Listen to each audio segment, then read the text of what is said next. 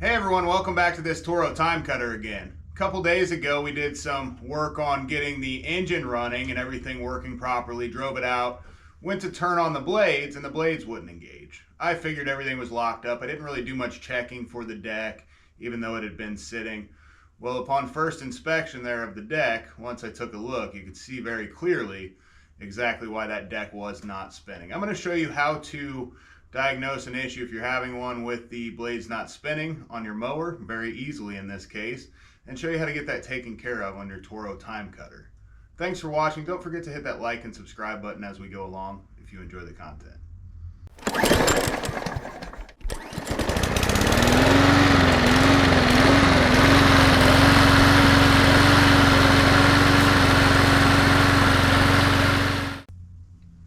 We'll lower the deck down.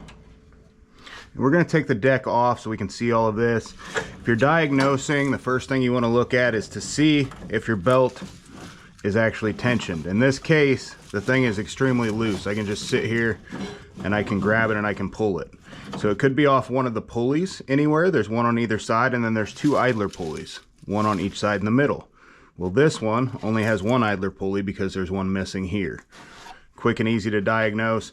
Now, if everything's tight and your blade still will not engage with something like this, if you don't hear that click with the key on and you pull the ignition or pull the PTO switch, you should hear that PTO click in.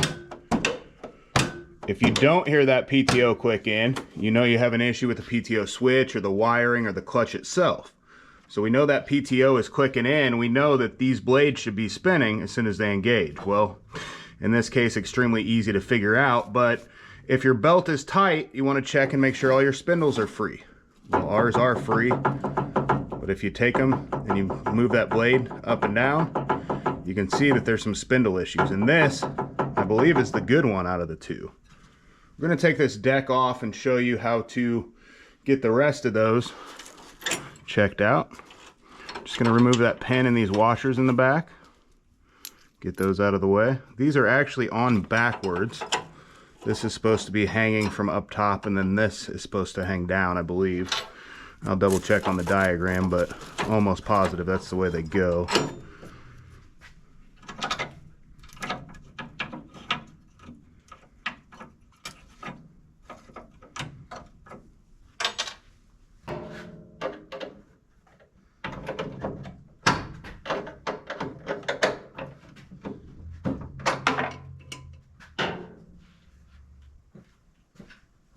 This deck hanger does actually go like that, which is kind of surprising. I'm almost sure that on a lot of these newer ones that those sit upside down. Either way, we've also got our support bar here, and then we've got three on the other side, of course, in the same spots. Just a pin and a washer there. And that bar comes out. I've already got the other sides out. Just got to take that bar, the one bar down. It should come straight towards us anyway.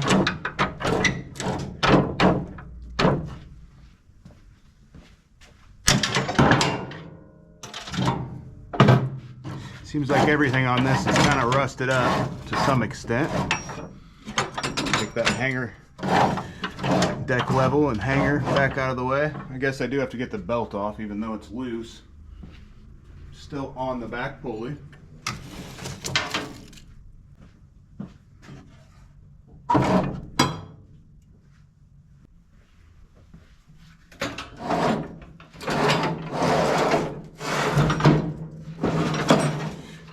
Thing slides out and towards us. Chex Mix if anybody's hungry. Peanut butter chocolate bar, it looks like.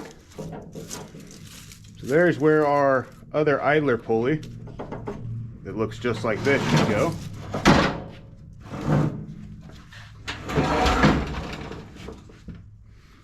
And this deck has definitely seen some better days. You know, it's got a lot of rust spots and stuff in it. Nothing really through in the important parts, it doesn't look like.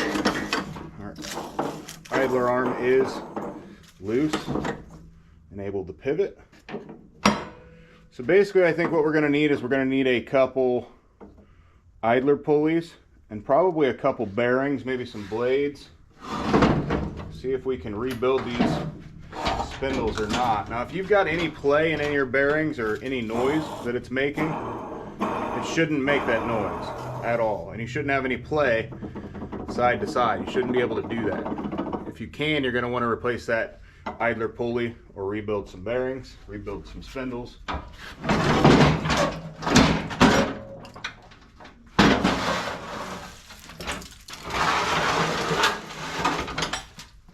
That looks even worse. You know, we could replace this bottom skid plate if he wanted to. I'm sure he's not going to want to stick money into doing that. So what we'll probably end up doing is just taking some of this loose stuff off. Maybe even this lip here. I mean, there's not really much left there to go back to if we wanted to weld anything in. But you definitely want to make sure the loose stuff's off. That way you're not putting something there that can get caught on the blade and get thrown off and hurt somebody. So that's the other side spindle. No, was that the closest one? Yeah. Okay. So it was the worst one, but they're both in pretty bad shape. We're going to take these off and make sure that they're going to be able to be rebuilt. Just with some bearings, it kind of seems like they're probably going to need some spindles to get this taken care of. Anytime you have that much play, you'll want to address that. Looks like what happened here is a piece of wire got trapped up in there and probably just kept eating away at it. So it's probably done away with the spindle shaft also, but we won't know until we take that apart.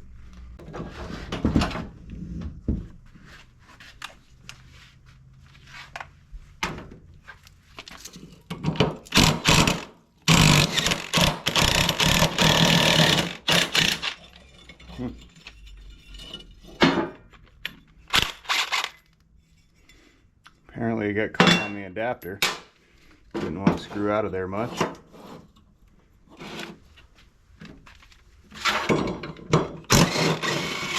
This one somebody's put a completely different blade in, or bolt in. Blades actually, very surprisingly, look pretty well perfect, like somebody has replaced them recently and just sharpened them up.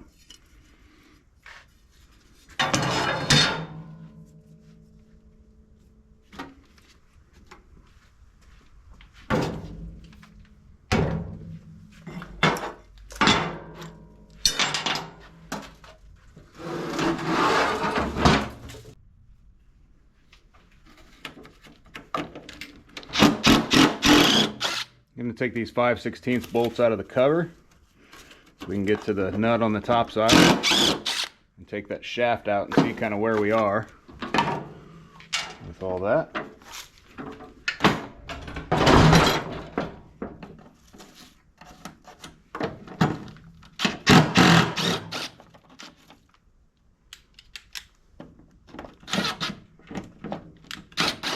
Everything on this is pretty rusty, so kind of surprised none of this is broken off so far.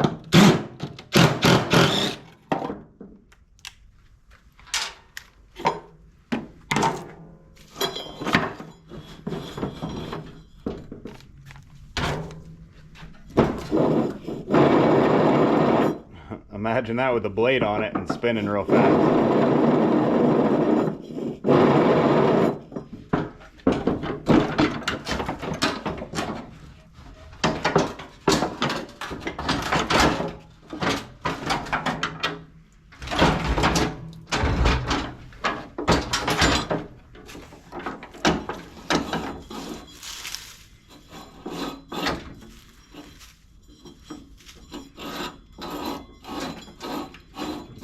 Somehow that one even sounds worse.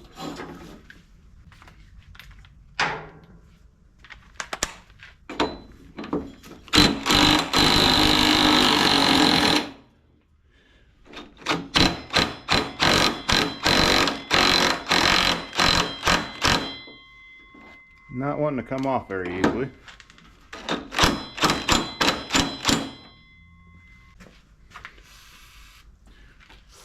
Put some lube on there, see if that'll help a little.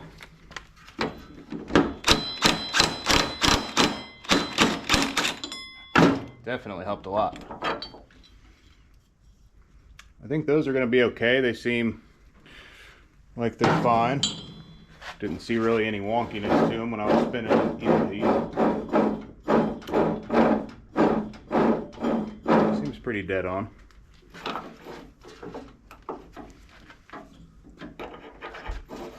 Doesn't want to come through. I'm going to get that about flush and go ahead and push that shaft out. Put a little bit more on that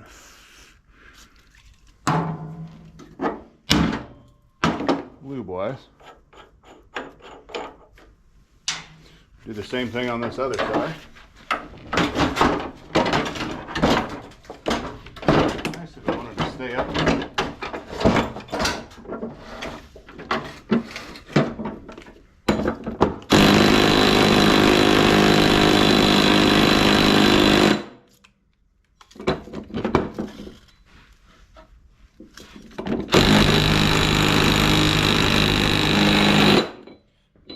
Not sure that it's moving at all. I'm going to grab the bottom side of it.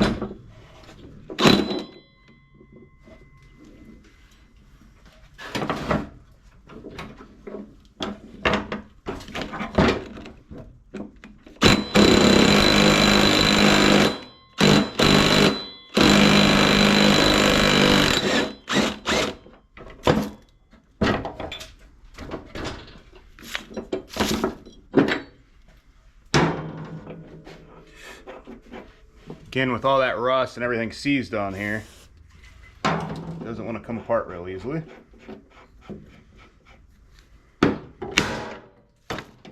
That came out nice and smooth though.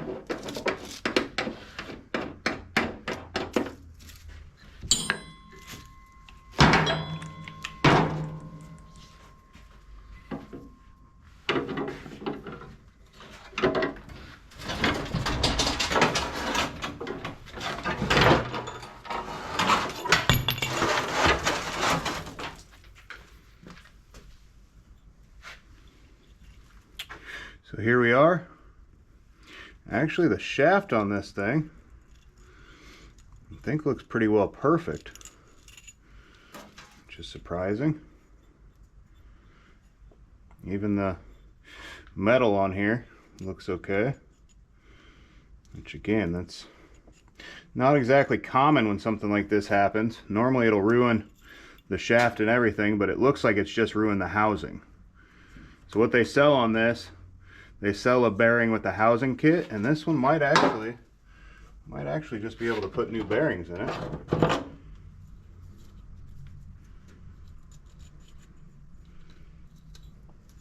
See, it's got some piece of rope all around in there also. That's why you want to mist that stuff as much as possible. It'll get up in there and cause some issues pretty quick. This one, the bearing's pretty bad in.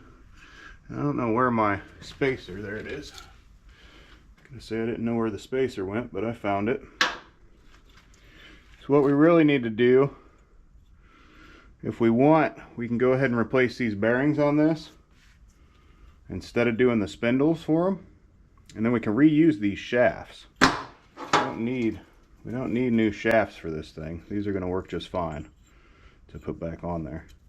We will definitely want to get the right bolt in that one, and then I think I've probably got some, maybe even some used blade adapters for the cover around here.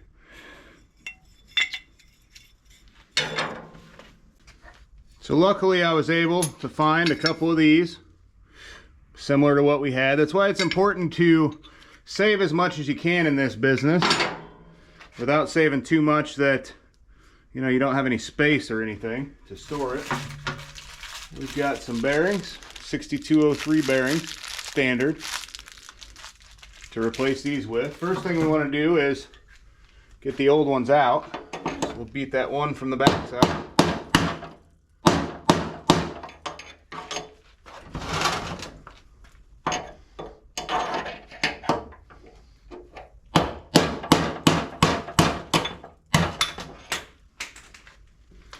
And then we've got to push this one out from that way towards us.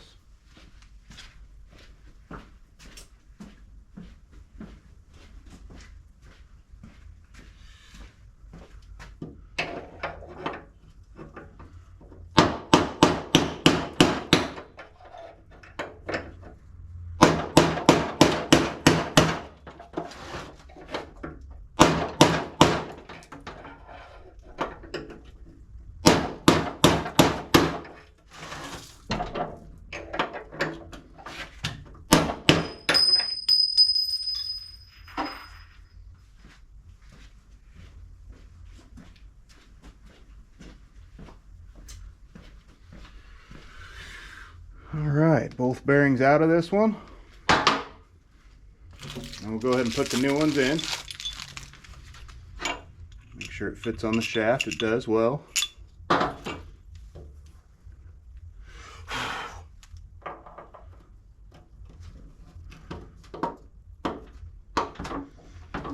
Anytime you're pushing it and it's sealing to the outside edge, you'll also always want to push the bearing along the outside edge. You never want to beat from the inside if you're trying to seat it to the outside edge.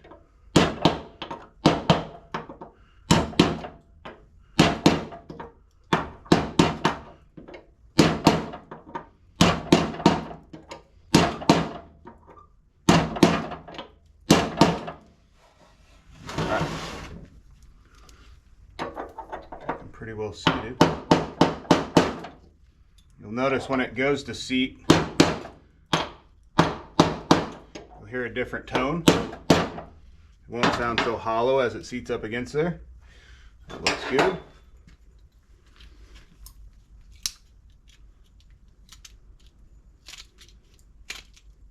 We'll use the one that we don't have to take the inside race off the bearing here first.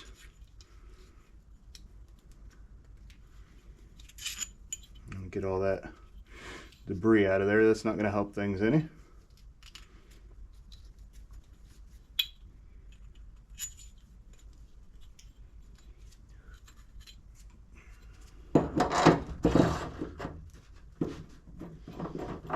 Alright, so that's going to look pretty good. We'll put that bearing in the other side here in just a moment. We'll do this one first.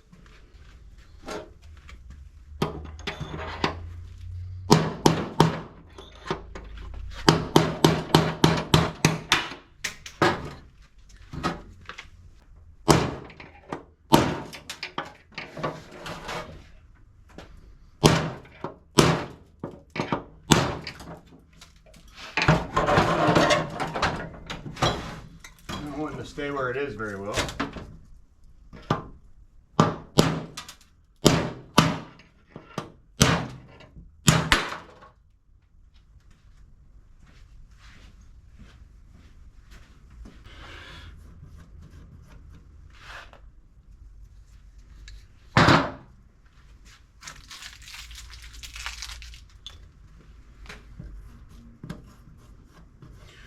Clean all that up.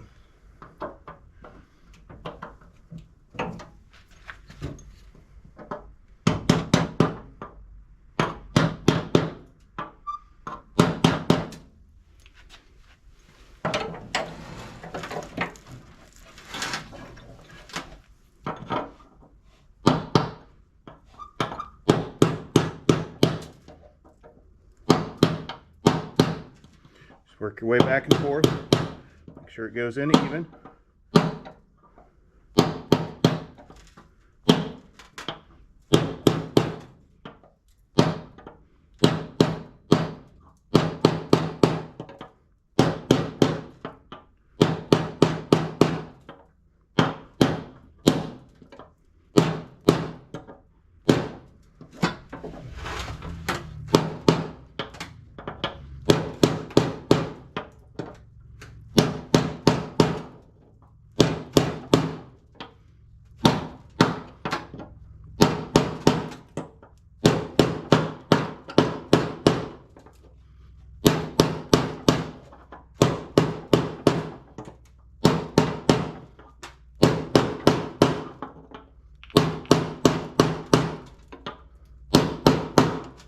Hear all the rust falling off of here as we go.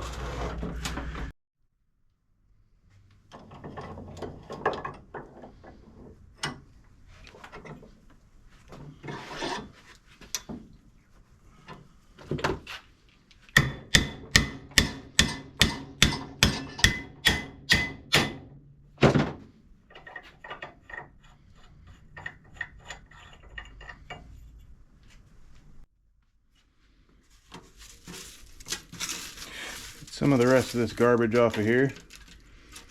We heard all that rust kind of falling all over the place as I was hitting it with the hammer, but again, I don't think most of this is really through, so I'm not going to worry too much about it. My buddy likes to take apart all of his stuff, and he'll probably end up wire brushing this down and painting it again at some point anyway if he's saving it for himself. I'm not going to worry about that part.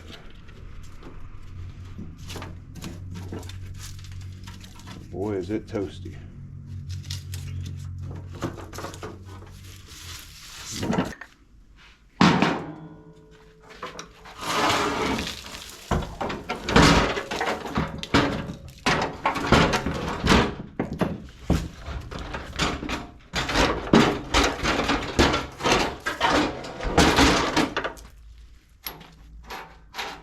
The bottom lip is just difficult. It doesn't want to sit real well on it. Anyway, it's on there. Drop our spacer down in. We like using something like a smaller hammer on this anyway.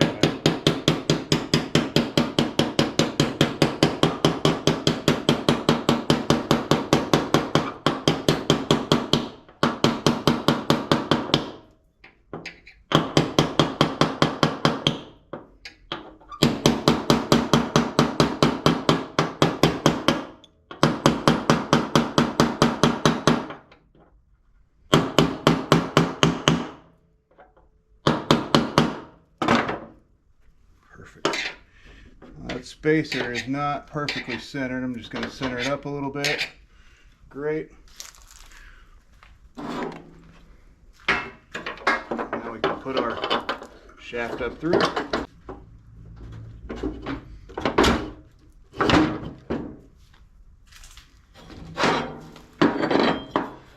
Pulley on, our nut on.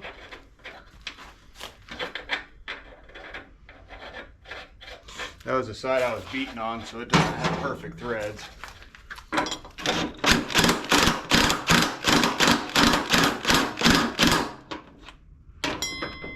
Spin it on the bottom side.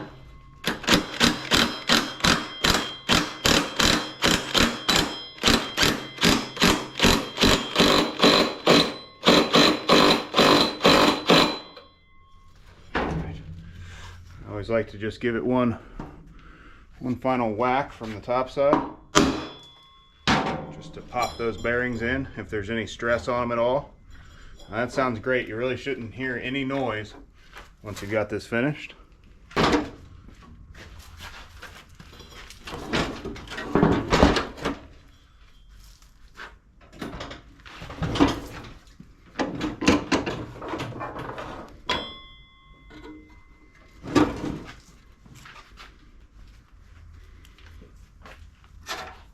Alright, get our spacer in this one.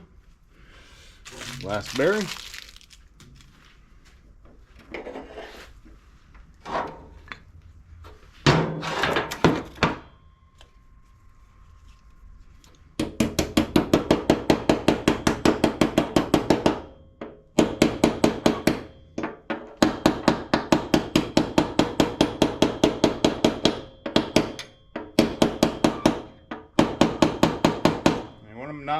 Make sure not to hit that inner race. If you do, you're gonna have to replace that bearing.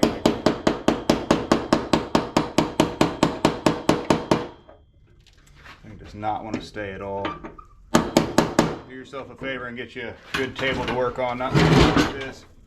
Probably should have had it across the other one, but we're almost finished now, no big.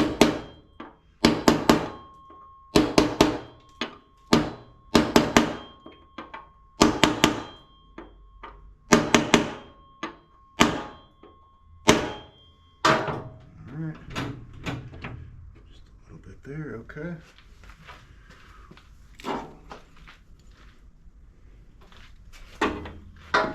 See if we can't get this in there without getting tetanus.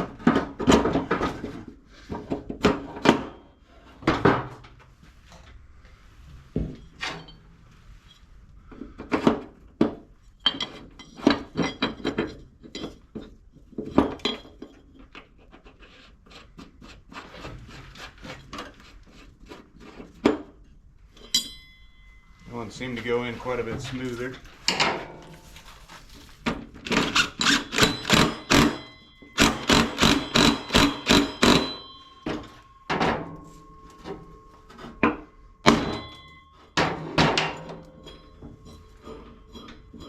It does seem to have a little bit of a wobble to it, actually.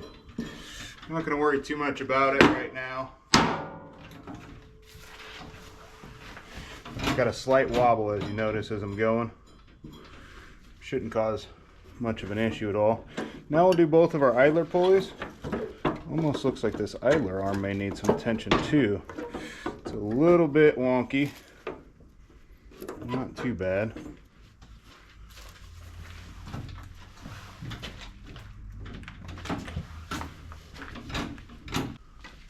Just a 9/16 on both sides.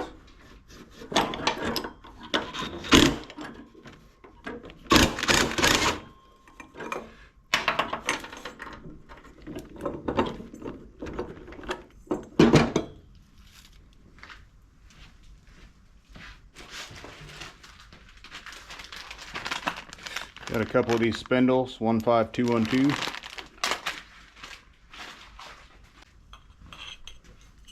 Seems like rotary always gets a bad rap for not selling good stuff, but a lot of the times I think that's just because a lot of the people that are using the stuff that's rotary are people who don't exactly know what they're doing to begin with.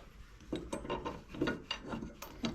you don't know how to install it and how to make it work properly, then, or you're misdiagnosing it, you're obviously going to have an issue with whatever it is you're buying, no matter the brand.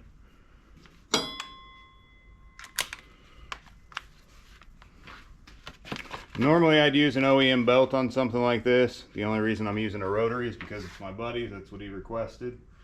He's like, whatever you can do to make it cheap as possible. Well, my labor's free here, so 12928 belt.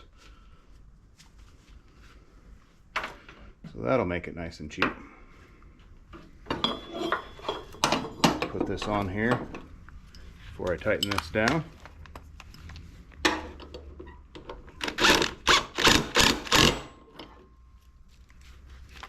And we've got our other idler here.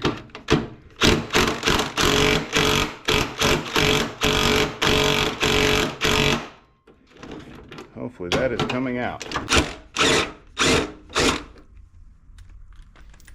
Alright.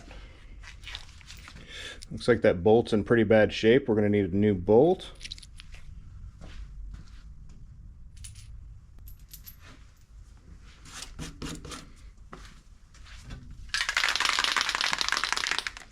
Put a little bit of anti-seize here.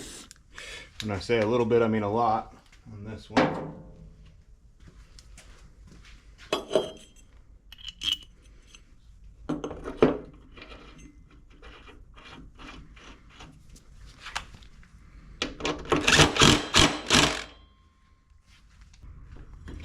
Looking good. Again, I think this idler, you don't want that much play in your idler for sure. Take that apart and see what we can't do about that.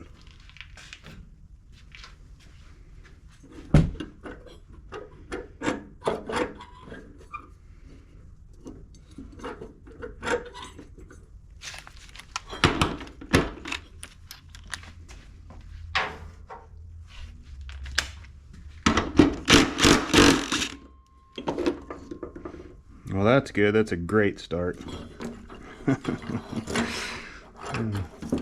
Knew I should have probably just left well enough alone, but you could see that that belt was rubbing there. So if we would have left that on there, eventually it's going to ruin that belt again, which you don't want to do.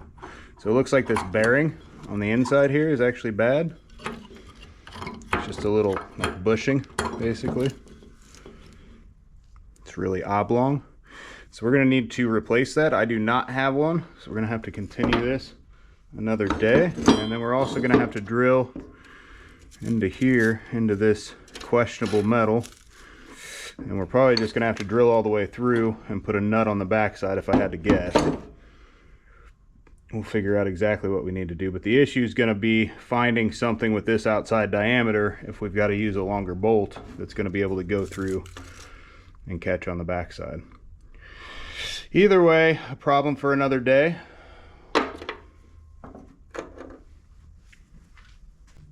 We're back with the problem child again. We've got the shoulder bolt and bushing for the idler arm. And then we're going to drill this out. Oh, interesting. I didn't even know that was just a washer kind of sitting on there. Looks like we might have a little bit more metal to work with anyway. Let's first take this bushing off and put the new one on. Just 2 1/2-inch bolts.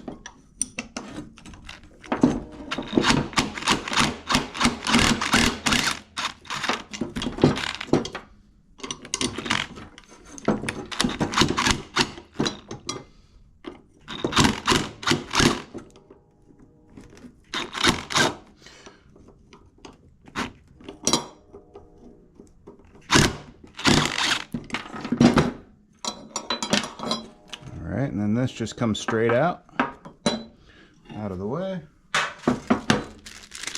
Get our new one in there.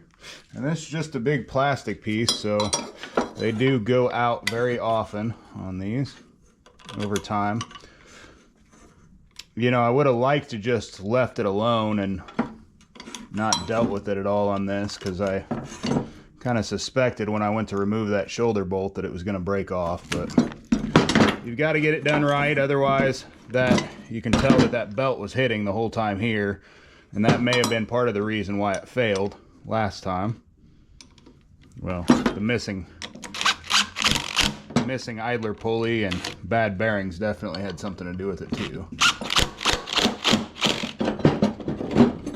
All right.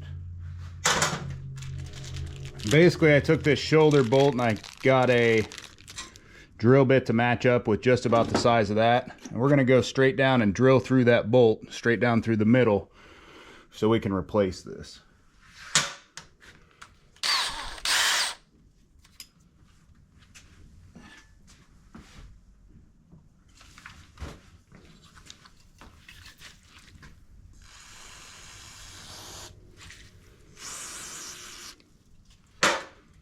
Use a little bit of lube on it. It helps a lot. Yeah, it feels like there's just nothing left of that.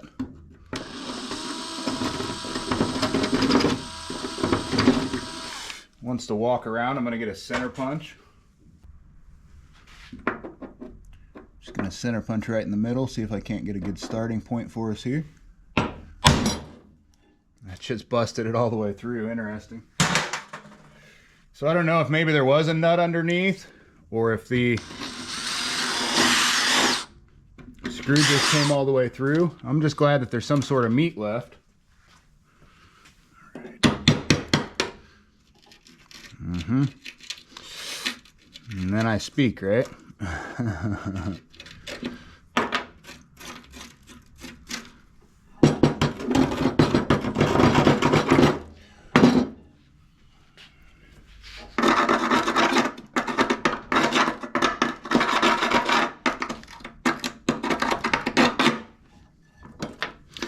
think what I'm actually going to do is just leave this here, because this is actually in really good shape. It's not coming apart or anything at all, and it's full, and it'll grab to that other piece of metal and allow us to come up to where we need to be when we bolt this all back together. I'm going to get a washer that's about the same size, and again, since that's all in good shape, we'll just bolt right back to it. Got a washer here about the same size.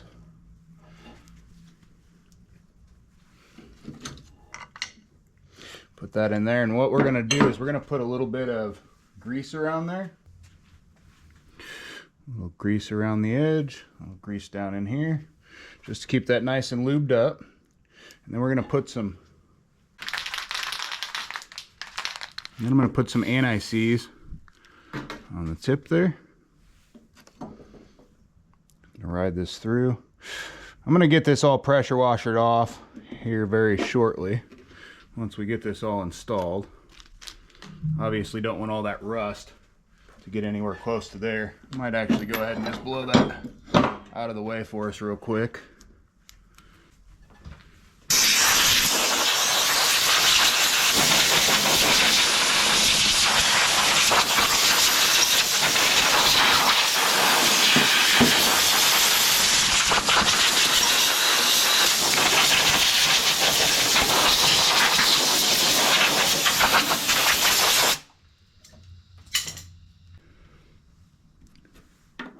If there was any less left of this, we'd have to be replacing it, no doubt.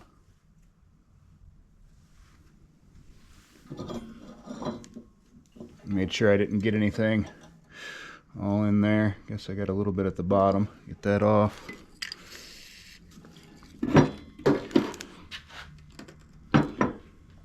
We've got a lock nut here for the backside.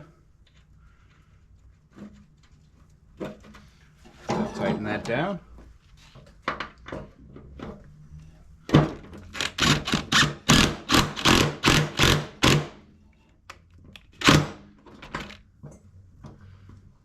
While we've got it upside down, kind of this whole ring from here around is real thin, cheap metal, and I don't want some of that to fly off and hurt somebody. So what we're going to do is we're going to take these bolts out. That way we can get these pieces off. The rest of it, until we get to the other side, is in pretty good shape.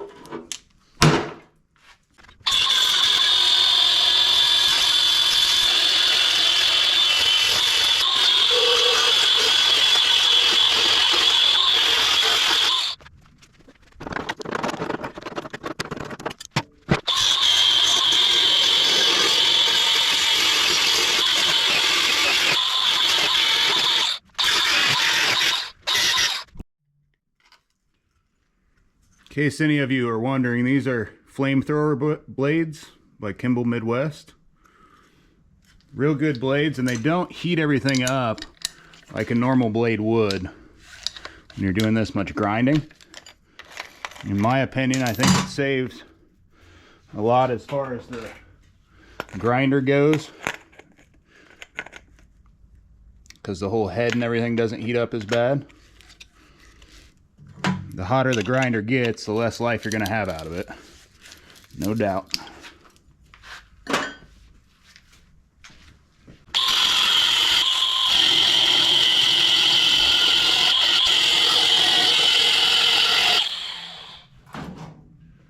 Guess maybe that would have went a lot faster if I put one of those Flamethrower wheels on there to begin with.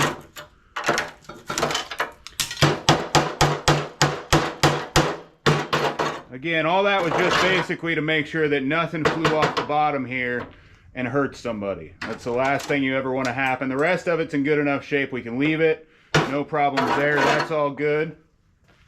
Let's throw these blades on here. I did sharpen these blades up real nice. Put those on, and then I found another bolt that was exactly the same as the other one. Get the rest of these pieces of metal out of the way, and all that, the rest of that metal will fly as soon as I tip it upside down. I did get these different blade adapters because these were kind of sunk in real bad. They are a tiny bit wider, but they'll work exactly the same nonetheless.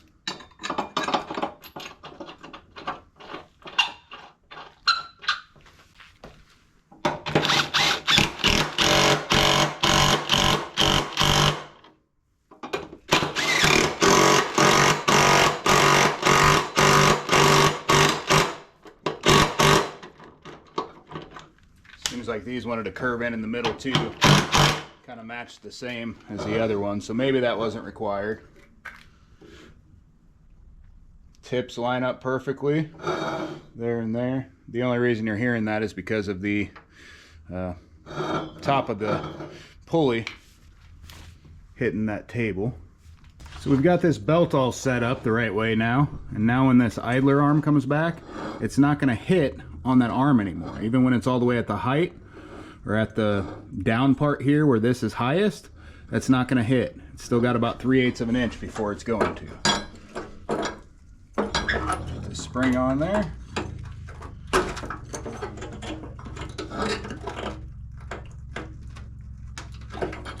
It's not working well. So we'll go from the bottom side.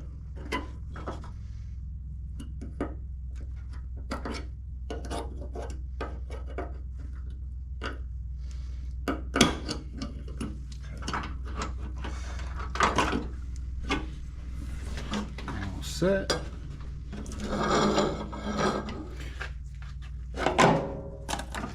Put our keepers on either side of the spindles now.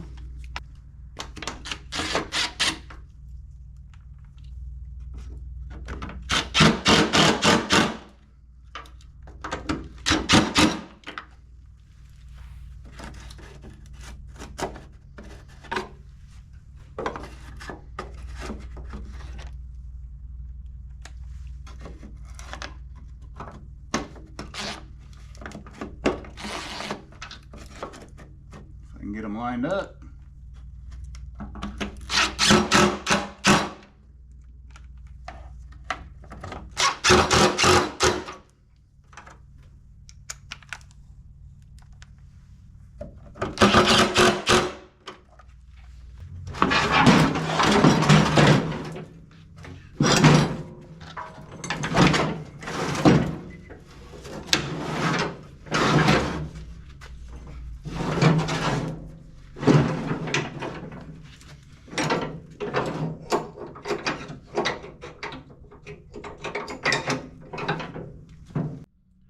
So we'll drop our deck to the lowest level.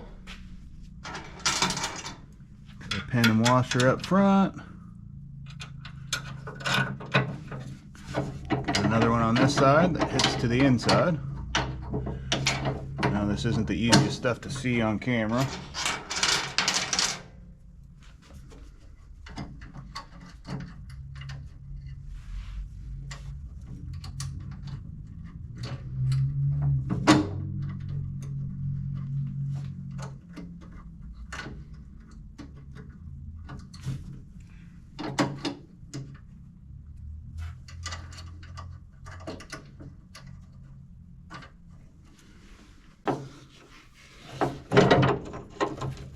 that back in how it was.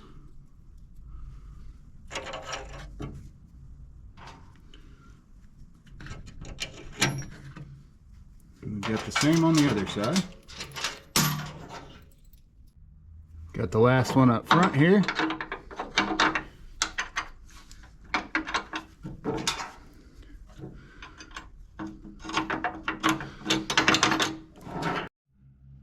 Make sure everything's still on our pulleys. Looks good, everything's lined up. Straight around.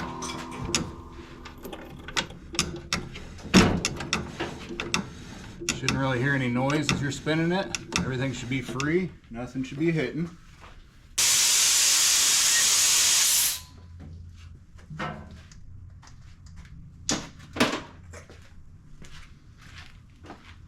Just a few finishing touches, finish everything up. Of course, it needs pressure washed afterwards. We'll get this thing pressure washed up real nice for them.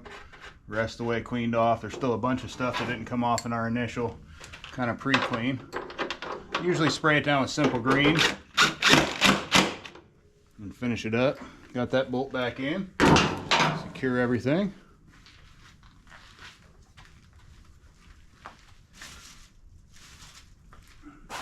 A lot of times on ones that are real dirty like this, I like to spray the air cleaner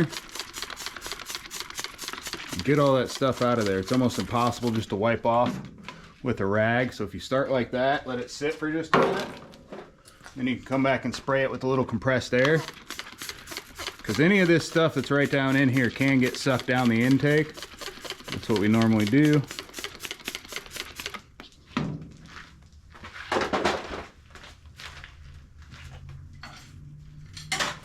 Again, I'm not really worried about the outside because the outside's going to be cleaned off during our pressure washing here shortly.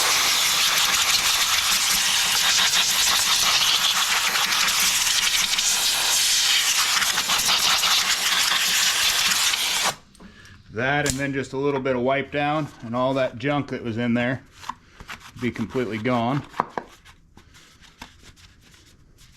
Kind of helps free everything up and get all that stuff in those hard to reach areas where you couldn't before.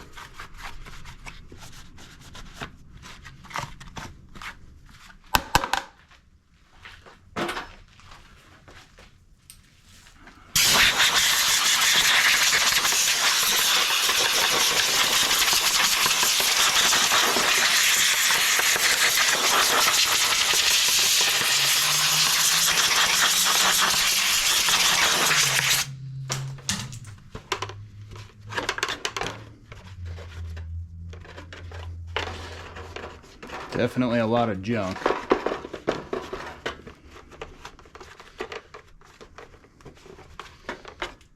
And this one you want to get around the inside where it's going to fit by the carburetor there. All the rest of this on the bottom. It's kind of where it pulls air from through the filter. So through these fins. That all cleaned out.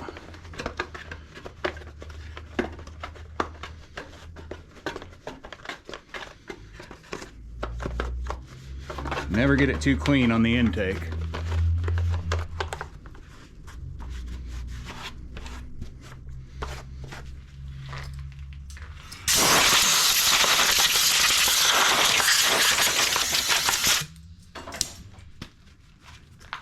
Put our air cleaner in there. Down in here. There we go.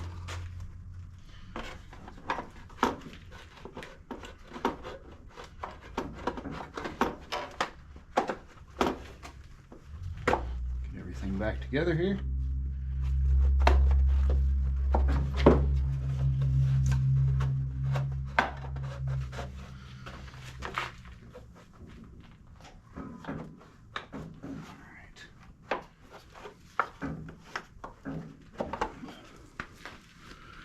Didn't want to pop over that O-ring at first, even though I did put a different one on there.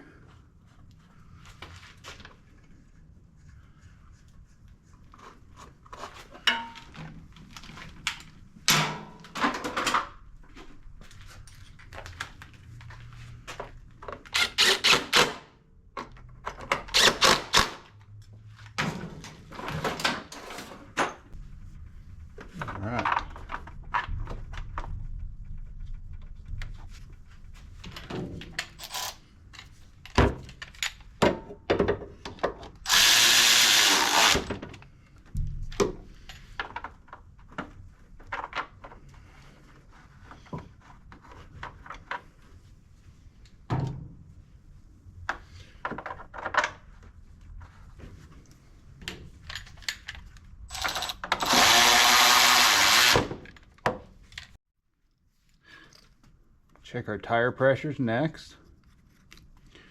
Make sure we're good there. And we'll check to make sure the deck's level and get some grease in that thing.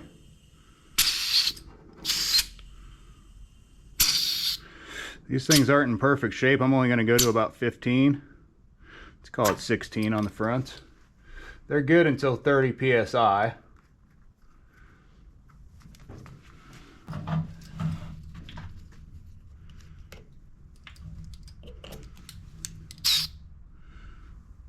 Good.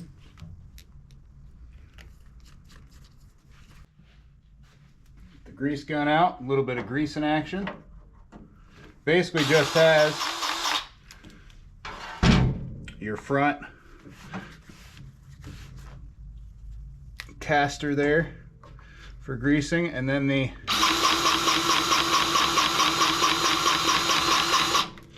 front caster wheels on each side. Now as we're looking at the level of the deck, I got the cutting height measuring stick out here. At the front we're at about 3.5, and at the back we're just under 4.5. An inch is a little bit aggressive from front to back, but I'm not worried too much about it because this thing's going to be one bear in order to level out. From side to side we're at about 4 inches here and on the other side directly across. So I think this thing should mow smoothly. Of course, you always want to air up those tires before you're checking this stuff. 3.5 inches at the highest setting should be fine for what he needs it for. He usually likes to cut about 2.5 inches anyway. He doesn't keep it real long. But if he needs it readjusted, we can adjust that in a couple different places here. If we're looking, there's a back height adjustment where we can move this down a little bit if we need to, which is pretty easy to do. There's a middle adjustment which kind of supports your back adjustment here, where you can screw this in or out if you need to. And then at the front, if you need to raise or lower it, what you can do is you can loosen or you can tighten. You've got to loosen this front nut first, and then tighten or loosen the back one, and then tighten the two together. This one we're going to call good on that. Let's take it for a drive and see how it does. Before we take a test ride here, I wanted to show you it does kind of look like a war zone over here. With all the stuff we've used and done on this thing. All the pieces of rust that are everywhere, the pieces of the deck, and all that good stuff. Planning on getting this floor done here sometime this winter. Should have a little bit of time so we can actually see what's down there. I mean, as I'm stepping, I mean, it's just pieces of rust and metal all over the place. Takes a lot of work to get all that off of there, but I'd much rather do something like that than have a piece of something fly off of there and hurt somebody. Always better to go the safe route. I did change this oil twice more. There is a little bit of oil there, I think, where I changed the filter kind of at the bottom. But again, this is all going to be pressure washered off. It'll be completely clean before I send it back to him. I'm not going to focus on the deck a lot. We don't want any more of that rusting completely through. I think he needs probably a new seat also. Thing's not in good shape, but it is going to be usable when we drive it out of here.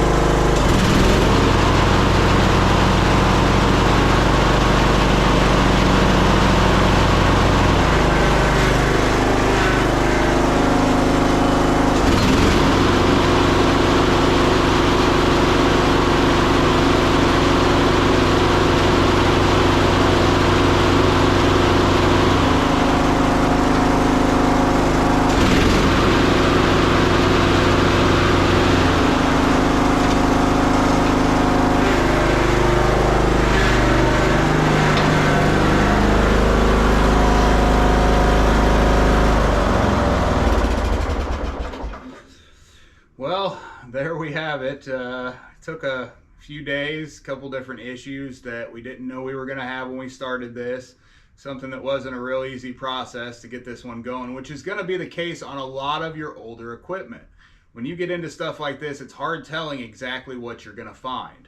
If we wanted to do this to where it was going to last forever, you know, we could have cut out some of those hanger brackets where it was rusted through a little bit and did a little bit of welding and stuff like that.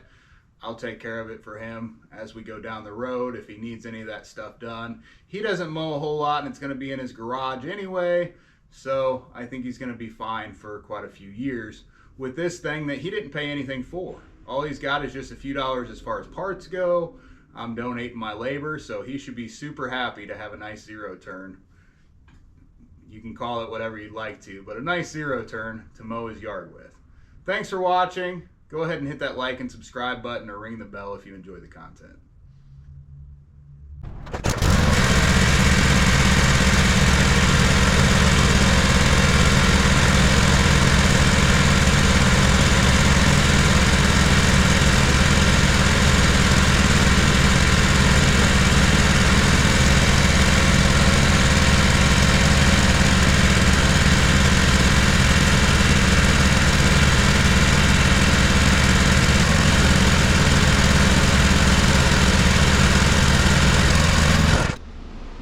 So it does look like we're actually still getting some smoking coming from the exhaust here, from the bracket that attaches to the block.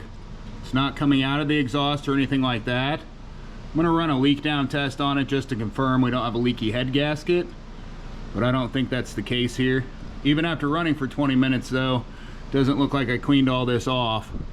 I'm gonna wipe it down real good to finish up here, get everything 100%.